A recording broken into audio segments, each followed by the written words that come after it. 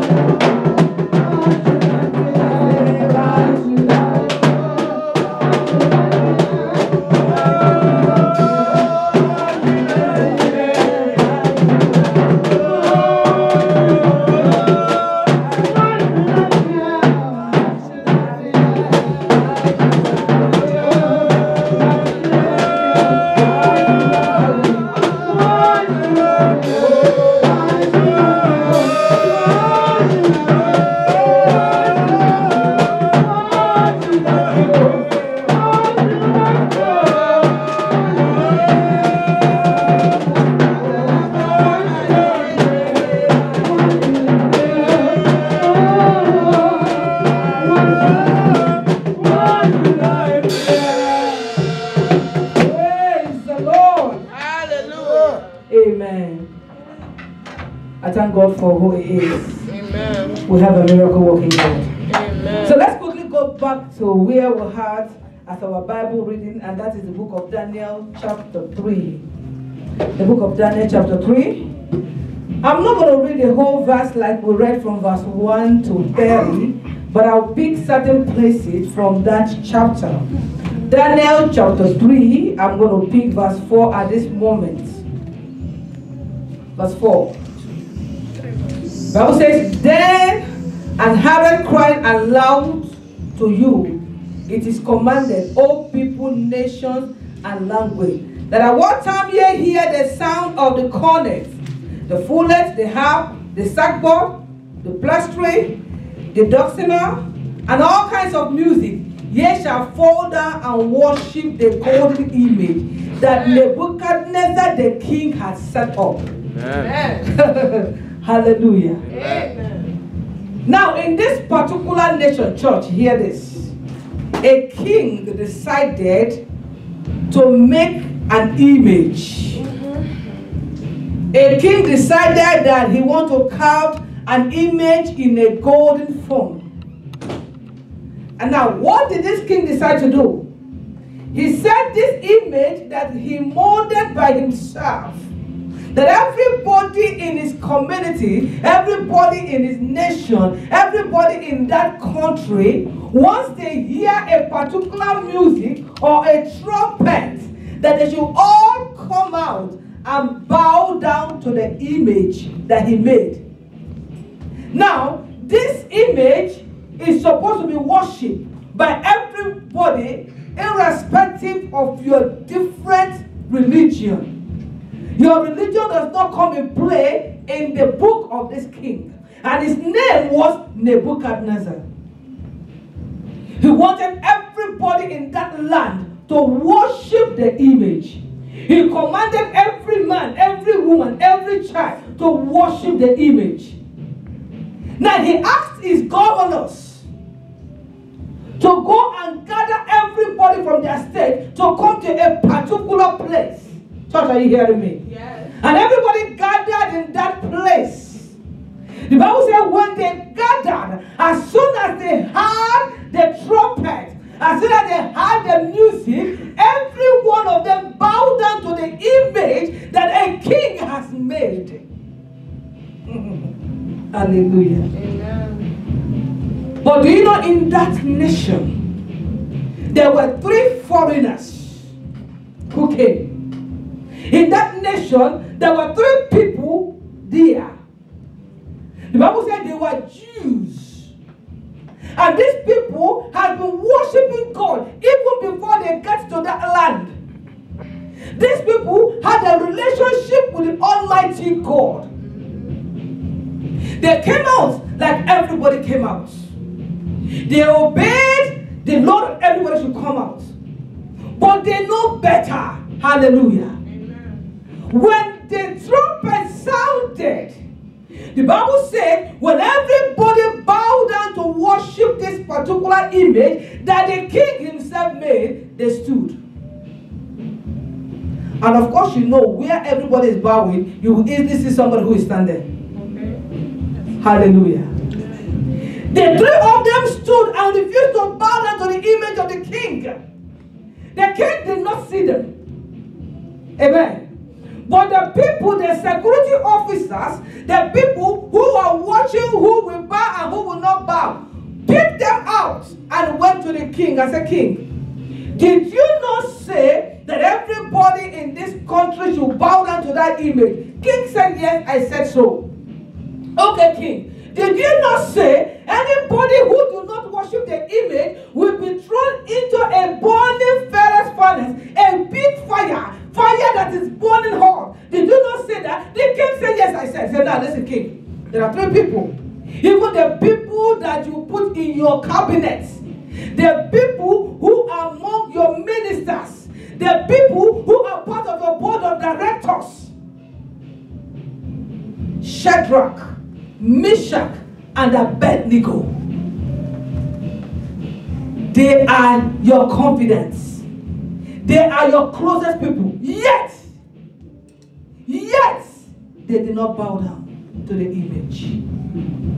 What are we talking about this morning? We are talking about coming out of a burning fire. Amen. Can I hear amen? Amen. Coming out of a burning what?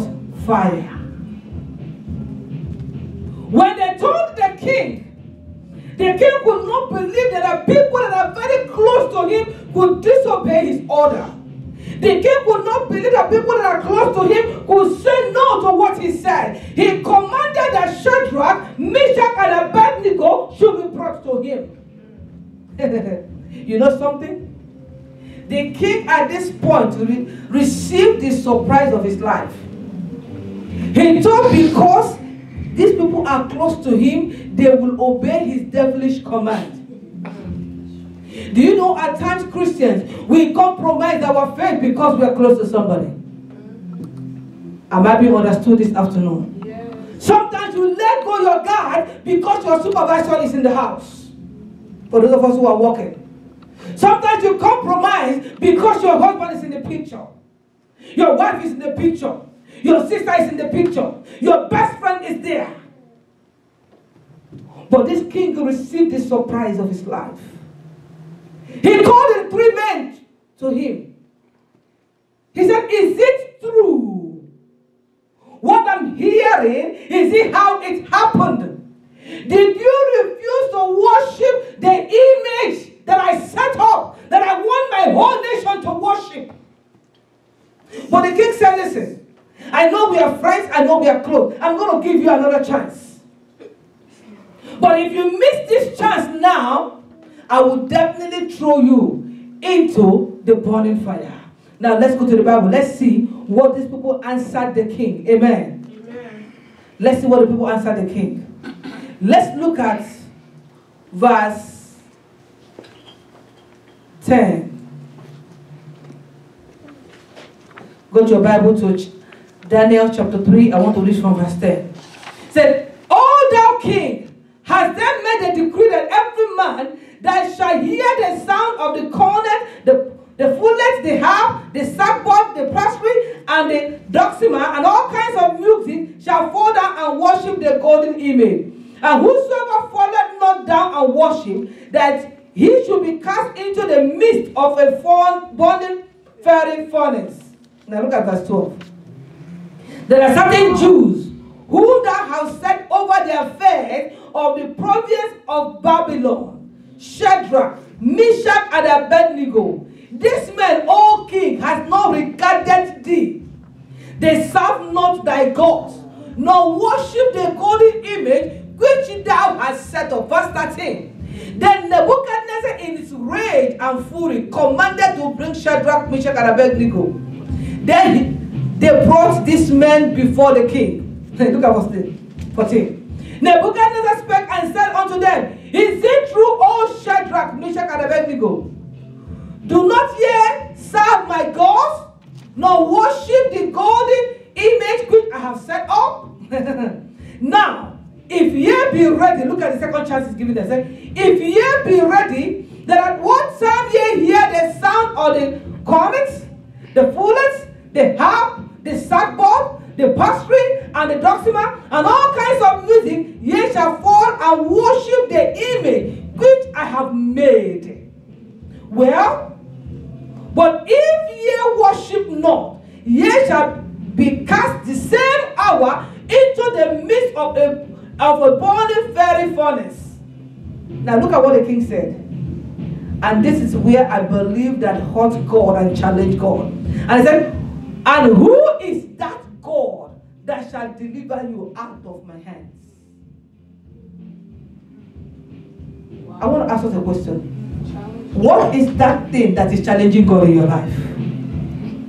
What is that thing that is saying, who is your God? Nebuchadnezzar asked the same question to these three men. He said, by the time I throw you into that fire, by the time I put you there, let me know who will save you.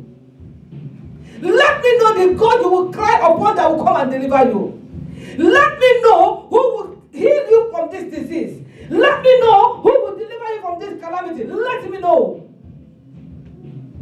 Have you not heard people saying, by the time I finish with you, you will know that I am this, I am that. And the same person that said that, the next minute, that person cannot stand up. The next minute, that person is in the grave. Praise the Lord. Hallelujah. Let's continue. Verse 16. Shadrach, Meshach, and Abednego answered and said. Now look at the response of these three men. I want you to follow me as I follow the Lord Jesus Christ this afternoon. Look at the response of these three men in verse 16. Shadrach, Meshach, and Abednego answered and said to the king, O Nebuchadnezzar, we are not careful to answer thee in this matter. This man said, listen, king, we don't want to respond to you concerning what you said. We don't want to go back and forward with you, whether we are worshiping your God or we don't worship your God. But this is one thing I want you to know, verse 17. The man said, there is one thing I want you to know. If it be so, our God whom we serve is able to deliver us from the burning fiery furnace. And he will deliver us out of thy hand, O king. Remember the king asked them a question. By the time I will throw you inside the fire, let me see who will come and deliver you. Let me tell you. When man challenge God in your life, God will show forth for you. Hallelujah. They told the king, they said, king, we are not careful to answer you. We don't want to discuss this matter with you. But one thing we want to let you know is that God that we worship will definitely deliver us from the fire. I mean, coming out of the fire. The God that we've been worshiping before we came to this land will deliver us. He will deliver us from the fire, king. He will also deliver us from your hand, O king. We are very confident about this God. We have been with him for these years. We know he has the ability. We know he has the capability. We know he has the power to deliver us. But look at what the man said that touched me. Look at verse 18. Even though they know that God will deliver them, even though they know that God can deliver them, but they went ahead to say, they said, but, which means peradventure, which means in case, said, but if not, be it not unto thee, O king, that we will not serve thy God, nor worship the golden image which thou hast set up. The man said, listen, even if God refused to deliver us, amen. Amen. Amen. Do you know that some people that if God does not answer their prayer, they forsake God? If God did not give them what they are looking for, they leave God. They are coming to God for just what they can get from God. They are coming to God just for the blessing. What I call them is the food basket Christians. Once there is no food in the house, you will see them. Hallelujah. Amen. Hallelujah. Amen. Jesus did miracle in the book of Matthew. He fed a lot of people. And the news went into the city. The next time they heard that Jesus was in that corner, everybody came. But when they came, look at what Jesus asked them. Are you coming because of the food I gave the last time? Or are you coming to hear the word of God? This is a generation where the people go to church just because of what they will gain from the church. Am I communicating to somebody?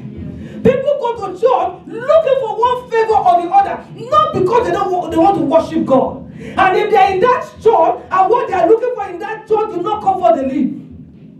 They go to another place. They get it here, what they are looking for, they don't get it, they leave. They go to another place. Church harlotting.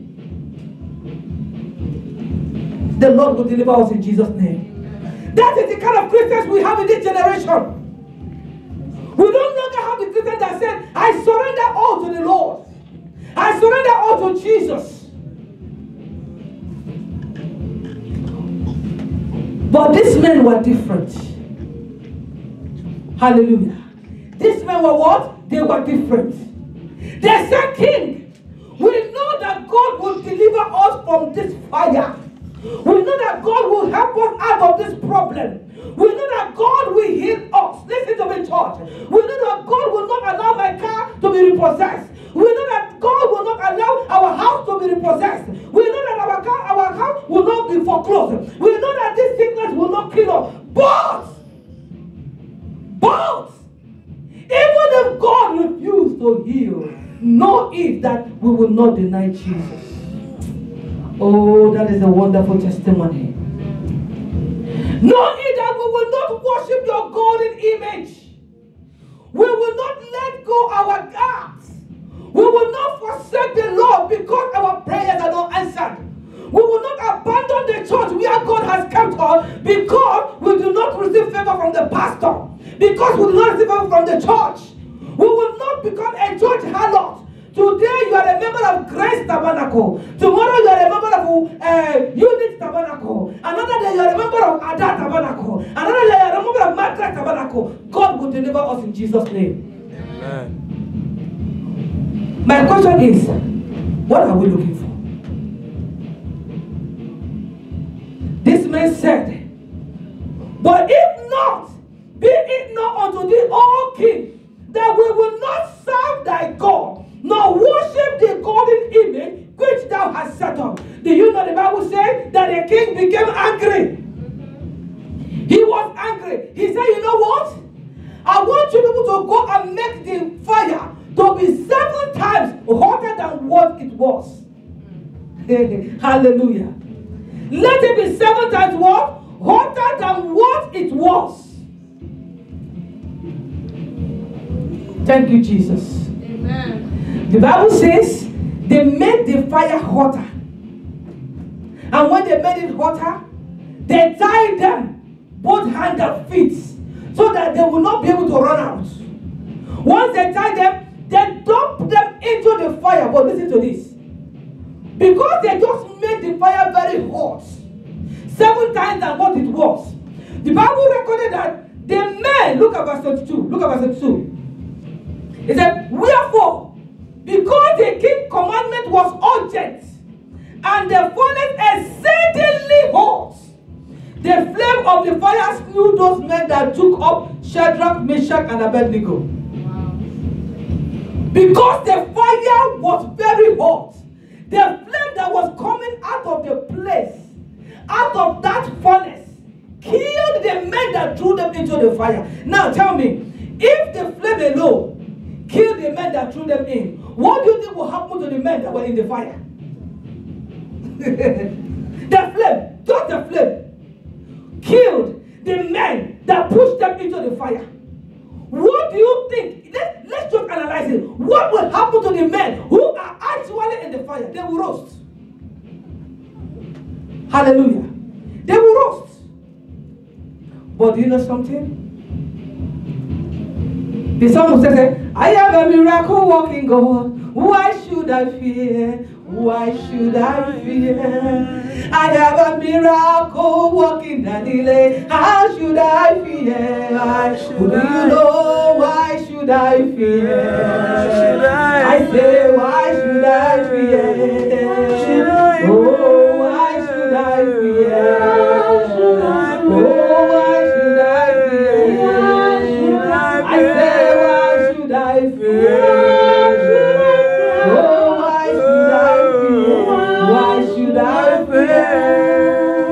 People of God, these 3 men refused to worship another God. They refused to worship a God that is strange to them. I want to ask you, have you abandoned your God for money? Have you abandoned your God for fashion? Have you abandoned your God and follow a strange God in any dimension, in any way? But this man said, no, we will not worship another God. Even though they knew that they were going to be thrown into the fire, yet they refused to worship another God. Even though when they were told that the fire was increased 7 times, and before them, they saw that the burning fire, the burning furnace has been increased 7 times, yet they refused to worship another God. I want to ask us a question. What is that fire that is burning us right now? What is that fire you are going through? Is it secular problems? Problems that keep coming and keep coming and keep coming? Is it sickness? Maybe you've been diagnosed with one disease or the other. Is it hopelessness? It looks as if everything is not working. Nothing is working for you. Is it joblessness? Anywhere you go and put your application, it has to be one problem or the other. Even when you get the job, they will fire you after some time. I'm asking you a question. What is that fire you are in now?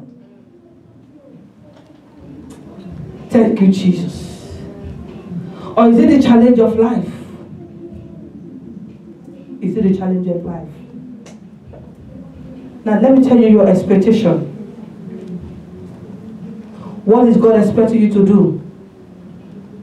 In the midst of that fire, in everything you are going through, the Lord is expecting you to refuse to bow down to the strange God.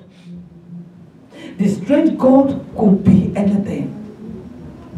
Don't allow the problem to consume you. Don't allow the problem to take over your life. The special song that was sung today said, Why worried?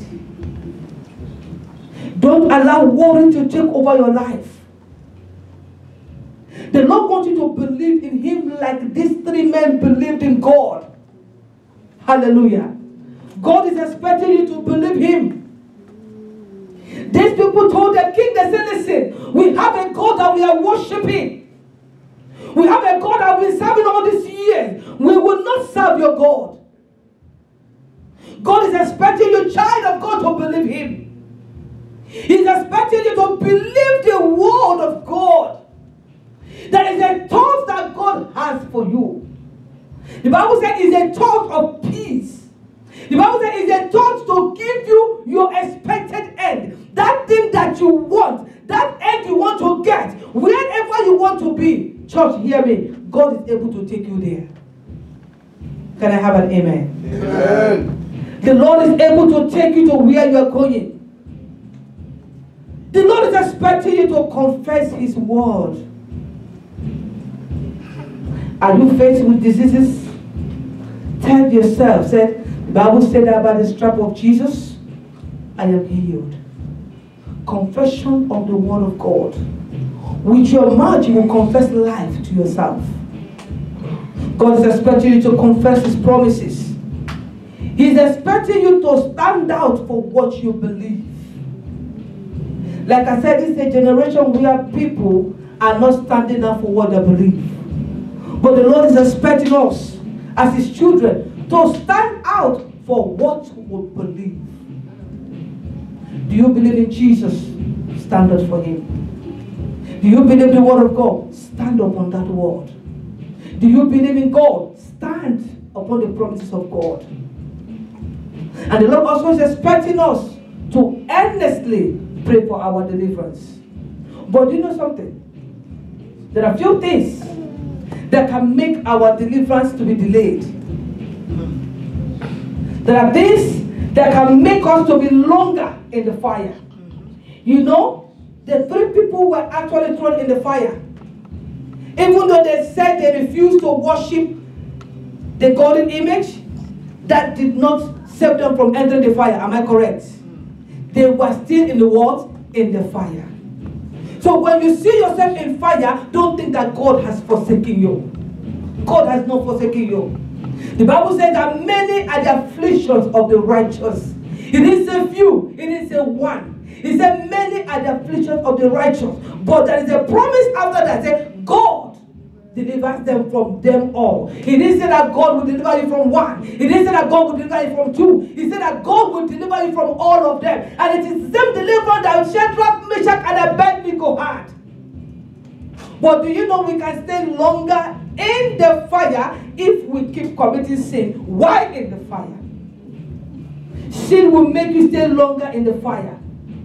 Okay, you don't commit sin. But do you know doubt can also keep you in the fire longer?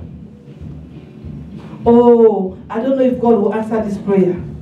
I have prayed this prayer for 10 years and God is still not answering it. I don't think that God is hearing me. God is not hearing me. God is not hearing me. No. If God is hearing me, why this? Why that?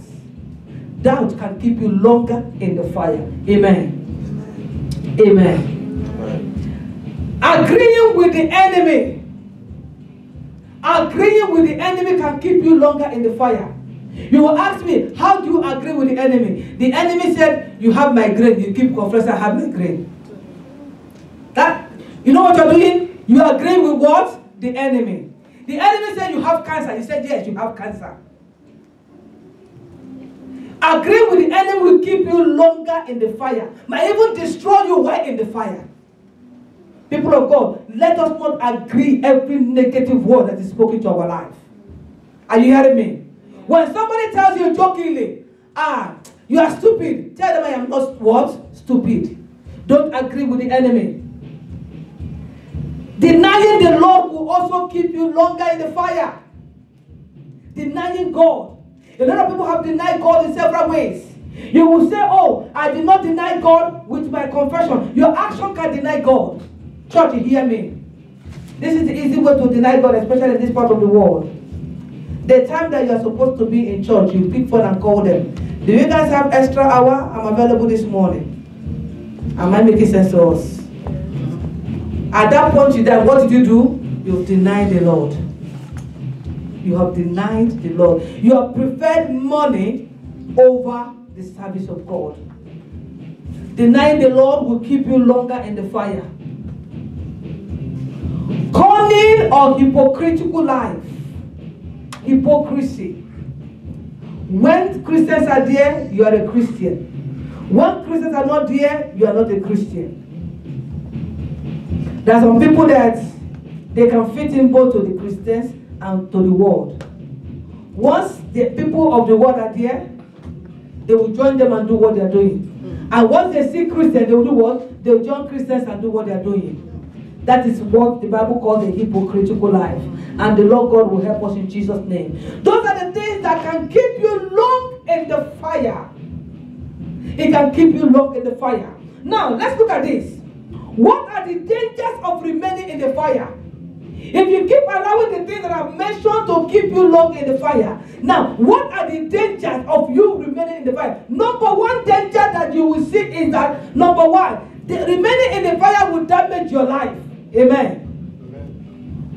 Remaining in the fire will do what? Will damage your life. If you remain in the fire, your life will be damaged. Your blessings, number two, your blessings will be delayed. Or might not even come to you at all.